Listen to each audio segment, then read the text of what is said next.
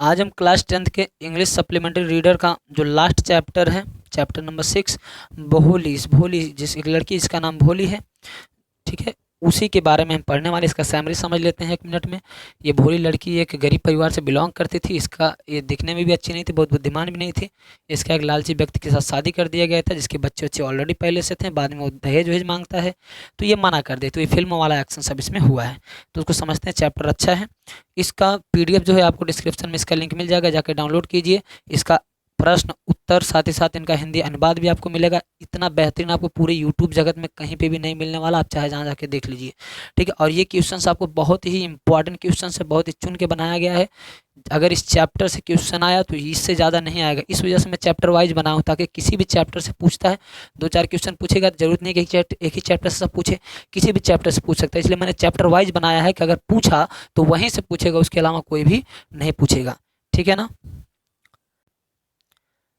तो चलिए देखते हैं पहला क्वेश्चन क्या है। पहला क्वेश्चन मोस्ट इंपॉर्टेंट शार्ट वाला है, फिर लॉन्ग वाला मिलेगा। Why do Bholi's parents accept, why means क्यों, डू भोलीज, भोलीज मीन्स भोली के पेरेंट्स मीन्स माता पिता, एक्सेप्ट स्वीकार कर लेते हैं, बिसंभर, बिसंभर के, मैरिज मीन्स शादी के, विवाह के, प्रपोजल मीन्स प्रस्ताव के। यानी भोली के माता पिता बिसंभर के शादी के प्रस्ताव को क्यों स्वीकार कर लेते हैं। यानी बिसंभर कहता है कि हम तुम्हारी बिटिया से ब्याह करेंगे, तो ये लोग उसके प्रपोजल को स्वीकार कर लेते हैं। तो वही कह रहा है क्वेश्चन कि व्हाई डू भोलीज पेरेंट्स, क्यों भोली के माता पिता एक्सेप्ट स्वीकार कर लेते हैं बिसंभर मैरिज प्रपोजल, बिसंभर के शादी के प्रस्ताव को। तो इसका हम आंसर देखते हैं।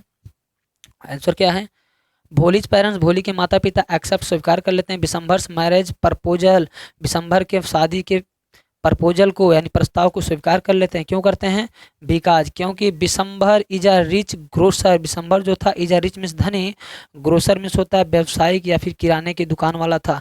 बिसंभर एक धनी दुकानदार था। He has a big shop, उसके पास एक बड़ी दुकान थी। एंड बिग शॉप मीन्स बड़ी दुकान, he has a big shop, उसके पास बड़ी दुकान थी। एंड हिज ओन, और उसका खुद का, ओन मीन्स खुद का, हाउस मीन्स घर था, और उसका खुद का घर था, ठीक है। फिर आगे क्या है, he also does not ask for dowry, he also, वह भी डज नॉट आस्क, नहीं कहता था, नहीं मांगता था, फॉर डॉरी मीन्स दहेज के लिए, यानी वो दहेज भी नहीं मांगता था। सबसे ज़्यादा इफेक्ट तो यही डाल दिया होगा उसके माता पिता को, ससुरा दहेजो नहीं मांग रहा है और हमारी बिटिया भी ठीक नहीं है, बिया कर लेगा ठीक ही रहेगा। माँ बाप को कुछ ज़्यादा जल्दी रहती है। एक बार फिर से देखते हैं। Bholi's parents accept Bisambhar marriage proposal, Bholi के माता पिता बिसंभर के द्वारा शादी के प्रस्ताव को स्वीकार कर लेते हैं। Because Bisambhar is a rich grocer, क्योंकि बिसंभर एक बहुत ही धनी दुकानदार था। He has a big shop, उसके पास बड़ी दुकान थी। एंड हिज ओन हाउस, और उसका खुद का घर था। He also does not ask for dowry, और वह दहेज के लिए भी नहीं कह रहा था, दहेज भी नहीं ले रहा था। क्वेश्चन नंबर 2 देखते हैं। Why is Bholi's father varied about her, why means क्यों, इज भोली के फादर पिताजी, वेरिड मीन्स चिंतित रहते हैं, अबाउट हर मीन्स उसके बारे में, भोली के पिताजी उसके बारे में चिंतित क्यों रहते थे, क्योंकि उनकी बिटिया का ब्याह करना था, तो परेशान रहेंगे ही। तो इसके बारे में देखते हैं। भोलीज फादर, भोली के पिताजी, इज वेरिड चिंतित रहते थे, अबाउट हर उसके बारे में, भोली के पिताजी अपनी बिटिया के बारे में चिंतित रहते थे। यहाँ पे बिटिया तो लिखा नहीं है, लेकिन हर हर उनकी बेटी के लिए ही प्रयोग हुआ है, इस वजह से हम यहाँ पे कह सकते हैं। तो भोली के पिताजी उसके बारे में, किसके बारे में, भोली के पिताजी भोली के बारे में चिंतित रहते थे। एज, जैसे ही, सी हैज नाइदर गुड, क्यों चिंतित रहते थे, she has neither good looks, वह अच्छी नहीं दिखती थी, नॉर इंटेलिजेंस, ना ही बुद्धिमान थी। यानी उनकी जो बेटी थी भोली, वो अच्छी भी नहीं दिखती थी और बुद्धिमान भी नहीं थी। इस वजह से वो इसके बारे में चिंतित रहते थे कि एक तो बिटिया पागल, ऊपर से बदसूरत, बिया हुआ कैसे होगा। तो आगे देखिए। ही डिड नॉट नो, वह नहीं जानते थे, हाउ, किस तरह से, ही वुड फाइंड, उसे मिलेगा, a suitable groom, groom means होता है दुल्हा, आफर मीन्स उसके लिए, कैसे उसके लिए एक अच्छा सा दुल्हा मिलेगा। तो उन्हें ये नहीं पता था कि उसके लिए कैसे एक अच्छा सा दुल्हा मिलेगा। यानी उनकी बेटी दिखने में भी ठीक नहीं थी, गरीब भी थे और बुद्धिमान भी वो नहीं थी। तो वही सोच रहे थे कि इसका ब्याह हुआ कौन इससे ब्याह करेगा। ससुरा बिसंभर आ गया, पगला लंगड़ा उंगड़ा था, आके बिया कर लिया। तो एक बार फिर से देख लेते हैं इसका आंसर। देखिए, Bholi's father is worried about her, Bholi के पिता उसके बारे में चिंतित रहते थे। She has neither good looks nor intelligent, वह दिखने में भी खूबसूरत नहीं थी और बुद्धिमान भी नहीं थी। He did not know how he would find, he did not know, वह नहीं जानते थे, हाउ मीन्स कैसे, ही वुड फाइंड वह प्राप्त करेंगे, a suitable groom for her, उसके लिए एक अच्छा सा दूल्हा, उन्हें नहीं पता था कि उसके लिए एक अच्छा सा दूल्हा वो कैसे पाएंगे, कैसे खोजेंगे।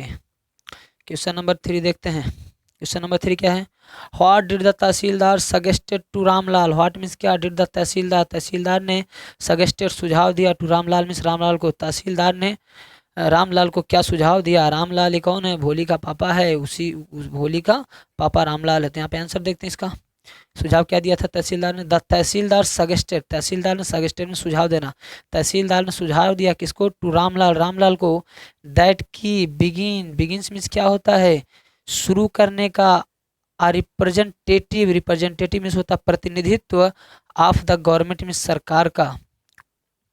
तो एक बार फिर से देखिए, द तहसीलदार, चलो देखते हैं, the tehsildar suggested to Ramlal, tehsildar ने रामलाल को क्या किया, सजेस्ट किया यानी सुझाव दिया, दैट की बिगिन्स मीन्स शुरू करने का, रिप्रेजेंटेटिव मीन्स होता है प्रतिनिधित्व, ऑफ द गवर्नमेंट मीन्स सरकार का, तहसीलदार ने रामलाल को गवर्नमेंट का प्रतिनिधित्व होने के लिए सुझाव दिया, और क्या सुझाव दिया, ही मस्ट, उन्हें चाहिए, सेंड भेज देना, हिज डॉटर, अपनी पुत्री को, अपनी बिटिया को, टू स्कूल में स्कूल के लिए। तहसीलदार ने रामलाल को ये सुझाव दिया कि सरकार का प्रतिनिधित्व होने के नाते तुम्हें अपनी बेटी को स्कूल में भेज देना चाहिए, क्योंकि उनके गांव में स्कूल खुला था तो कोई भेज नहीं रहा था। तो इनकी बड़ी मान्यता उन्नता थी गांव में, कैसे बड़े लोगों को माना जाता है, जैसे मुखिया उखिया होते हैं, इस वजह से। Why was Bholi hesitated to go to the school, why means क्यों, वाज द भोली, भोली जो थी हेजिटेटेड मीन्स झिझक रही थी, मना कर रही थी, to go to school, school जाने के लिए, भोली स्कूल जाने के लिए झिझक क्यों रही थी, क्योंकि उसने क्या कहा, स्कूल जाओ बेटा, तो झिझक रही थी, क्यों झिझक रही थी देखते हैं। भोली नेवर नो, भोली नेवर मीन्स कभी भी नहीं, न्यू मीन्स जानती थी, एनीथिंग मीन्स कुछ भी, अबाउट मीन्स बारे में, स्कूल मीन्स स्कूल के, भोली never know anything about school, भोली स्कूल के बारे में कभी कुछ भी नहीं जानती थी, जब गई ही नहीं तो कहाँ जानेगी। When her father, when means जब, हर फादर उसके पिता, सडनली अचानक से, कैच पकड़ लिया, her her by the hand, her means उसे, बाई द हैंड मीन्स हाथ के द्वारा, अचानक से उसके पिता ने जब उसे हाथ से पकड़ लिया, सी वॉज फ्रिक्टेंट, वह डर गई, बिकॉज क्योंकि, वह क्यों डर गई, आगे देखिए, सी थॉट, उसने सोचा, she would also, C means उसे भी, वुड आल्सो बी सोल्ड, बेच दिया जाएगा, एज हर, उसके, ओल्ड काउ, पुरानी बूढ़ी गाय की तरह, यानी उसके पुरानी गाय की तरह उसे भी बेच दिया जाएगा, लक्ष्मी, उस गाय का नाम क्या था, लक्ष्मी, यानी कुछ दिन पहले गाय का पगहा पकड़ के वो लोग ले जाके बेच दिए थे, फिर नहीं आया, तो जब स्कूल के बारे में इसको कुछ पता नहीं था, अचानक से इसके पापा इसका हाथ पकड़े और लेके जाने लगे, तो ये डर गई कि गैया को बेच दिए थे जो लक्ष्मी थी, कहीं हमको भी ना बेच दे, इस वजह से जाना नहीं चाहती थी। तो एक बार फिर से देखते हैं, भोली never know anything about school, भोली स्कूल के बारे में कुछ नहीं जानती थी। When her father suddenly catch her by the hand, जब उसके पिता ने अचानक से उसे हाथ से पकड़ लिया, सी वॉज फ्रिक्टेंट, वह डर गई, बिकॉज क्योंकि, सी थॉट, उसने सोचा, she would be sold as her old cow, उसे उसकी पुरानी गाय लक्ष्मी की तरह बेच दिया जाएगा। चलिए आगे देखते हैं, यहाँ पे ट्रांसलेट है, आप फोटो आप इसका स्क्रीनशॉट ले सकते हैं, ठीक है ना। आवाज़ थोड़ी सी वैसी होगी क्योंकि गले में बहुत दिक्कत है, तबीयत नहीं ठीक चल रही, तो आवाज़ को आप ऐसे मैनेज कीजिए। देखिए, हु आज बिसम्बर, बिसम्बर कौन था, ये पूरा सब पूरी कहानी इसी के पीछे वहाँ है, ठीक। तो देखते हैं, हु आज बिसम्बर, बिसम्बर कौन था, why did Bholi's parents accept, why means क्यों, डिड भोलीज, भोली के पेरेंट्स मीन्स माता पिता, एक्सेप्ट स्वीकार कर लेते हैं, हिज मैरिज प्रपोजल, उसकी शादी के प्रस्ताव को। बिसम्बर कौन था, उसके माता पिता उसके शादी के प्रस्ताव को कैसे स्वीकार कर लेते हैं, लॉन्ग में आपको पूछता है। तो देखते हैं यहाँ पे, बिसम्बर, इसका पूरा नाम बिसम्बर नाथ था, तो बिसम्बर समझिए, बिसम्बर वाज एन ओल्ड, बिसम्बर वाज था, ओल्ड मीन्स एक बूढ़ा, लेम मीन्स लंगड़ा, ससुरा लंगड़ा भी था, बिसम्बर एक बूढ़ा और लंगड़ा, एंड रिच मैन, लेकिन पैसा वाला था, एंड रिच मैन और पैसे वाला धनी व्यक्ति था, who had grown up children, who had, जिसके ग्रोन मीन्स बड़े हो गए थे, चिल्ड्रन बच्चे, जिसके बच्चे भी बड़े हो गए थे, इसका तो लड़का उड़का भी था, मेहरारू पहले से थी, यानी उसकी पहली पत्नी के जो बच्चे थे वो भी काफ़ी बड़े हो गए थे। तो ये कह रहा है, बिसम्बर वाज एन ओल्ड मैन, बिसम्बर एक बूढ़ा व्यक्ति था, लैम एक लंगड़ा व्यक्ति था, एंड अ रिच मैन, लेकिन धनी व्यक्ति था, who had grown up child, जिसके बच्चे भी बड़े बड़े हो गए थे, he was about 50 year old, वह लगभग 50 साल का बूढ़ा था, ये तो बुढ़ा हो गया था, 50 साल का बूढ़ा था।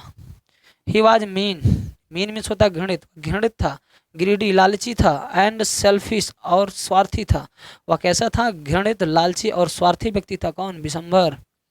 पता नहीं कैसे कह दिया बिना पैसे के बिया करेंगे, इतना लालची था। देखते हैं, he was an opportunist, he was वह था एन अपॉर्चुनिटिस्ट, अपॉर्चुनिटी में होता है मौका, अपॉर्चुनिटिस्ट में होता है मौके का फायदा उठाने वाला, यानी यह मौकावादी था, मौके का फायदा उठाने वाला था। हु ट्राइड, आगे देखते हैं, हु ट्राइड जिसने प्रयास किया, टू टेक एडवांटेज फायदा उठाने का, जिसने फायदा उठाने का प्रयास किया, ऑफ भोलीज वीकनेस भोली की कमजोरी का, बाय डिमांडिंग डिमांड करके 5000 रुपी 5000 रुपये का, एज डॉरी दहेज के रूप में। यानी ये सेल्फिश वेल्फिश तो था और आप फायदा उठाने वाला भी व्यक्ति था, और ससुरा फायदा उठा भी लिया। जिसने क्या किया? Who try to take advantage, जिसने फायदा उठाया आप भोलीज वीकनेस भोली की कमजोरी का, by demanding 5000 rupees as dowry दहेज के रूप में 5000 रुपया मांग के। क्योंकि जब घूंघट उसका गिर गया था तो देखा कि इसके चेहरे पे क्या थे, सब तो बहुत ज़्यादा गड़बड़, चेहरा उसका ठीक नहीं था, सब दाने उन्हें पड़े हुए थे, पिंपल्स उम्पल्स थे, ठीक है, और बुद्धिमान भी नहीं थी। तो मौका उसको दिख गया, उसके अंदर एक कमी दिख गई। तो जब कमी दिखी तो उसने कहा अब हम 5000 रुपया लेंगे, बिया करना है तो बोलिए, नहीं तो जाइए। तो ये कहानी इसमें।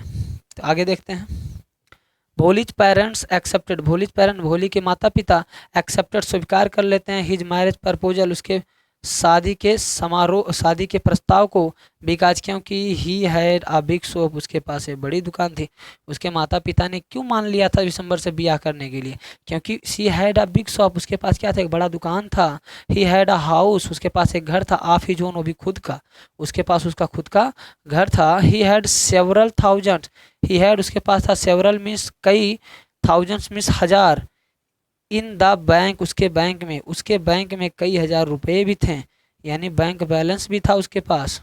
आगे देखिए, हर पेरेंट्स उसके माता पिता फेल्ट दैट, फेल्ट मीन्स महसूस कर रहे थे, दैट की if they did not accept Vishambhar's proposal, if यदि दे डिड नॉट एक्सेप्ट वे नहीं स्वीकार करते हैं विशंभर्स, विशंभर के प्रपोजल मीन्स प्रस्ताव को, उसके माता पिता ने ये महसूस किया, उनको ये लगा कि अगर हम विशंभर के प्रस्ताव को स्वीकार नहीं करेंगे, सी माइट रिमेन, सी मीन्स वह, माइट मीन्स अवश्य, रिमेन अनमैरिडियल हर लाइफ, सी रिमेन वह पड़ी रहेगी, अनमैरिडियल मीन्स अविवाहित, यानी बिना विवाह के, हर लाइफ अपने पूरे जीवन, अपने जीवन में। उसे ये लगा कि अगर हम दिसंबर का प्रस्ताव स्वीकार नहीं करेंगे तो पूरा जीवन बिना विवाह के ही रह जाएगी। क्योंकि बुद्धिमान भी नहीं थी, सुंदर भी नहीं थी, ठीक है, तो कोई बिया हुआ करता नहीं, पता नहीं कहाँ से दिसंबर ललचा ससुरा आ गया, लंगड़ा उंगड़ा बिया हुआ कर लिया इससे, और इसके बच्चे भी बड़े हो गए थे। तो ये इसकी कहानी थी। यहाँ पे हिंदी ट्रांसलेट है, आप इन सबको तैयार कर लीजिएगा। ठीक, देखिए बच्चों, जितने भी ऑफलाइन के लोग, हमारा जो दायित्व था हमने उसको कंप्लीट किया। ठीक है, हमने प्रोज सप्लीमेंट्री का पूरा क्वेश्चन दे दिया है। जो पोइट्री का है वो स्टैंजा बेस्ड आता, तो वहाँ से आप कर सकते हैं। बाकी जो ग्रामर पोर्शन है आप अपने 10 ईयर 1 ईयर जहाँ से भी तैयार कर सकते हैं वहाँ तक तैयार कीजिए। परेशानी होने के बाद भी हमने ये सारी चीज़ें कंप्लीट की। इसमें बहुत मेहनत लगा इसको बनाने में, ट्रांसलेट करने में, लिखने में। ठीक है, तो इतनी मेहनत के साथ आप इसको पढ़िएगा भी। ठीक, हम आपसे अच्छे रिजल्ट की उम्मीद करते हैं और हमें विश्वास है कि आप हमारे भरोसे पे खड़ा उतरेंगे। ठीक, वीडियो अच्छा लगा हो तो कमेंट करके ज़रूर बताइएगा। तो मिलते हैं नेक्स्ट पार्ट में, जो भी आपका होगा। अगर मैथ का वीडियो बनाएंगे तो उसमें मिलेंगे। तब तक के लिए धन्यवाद।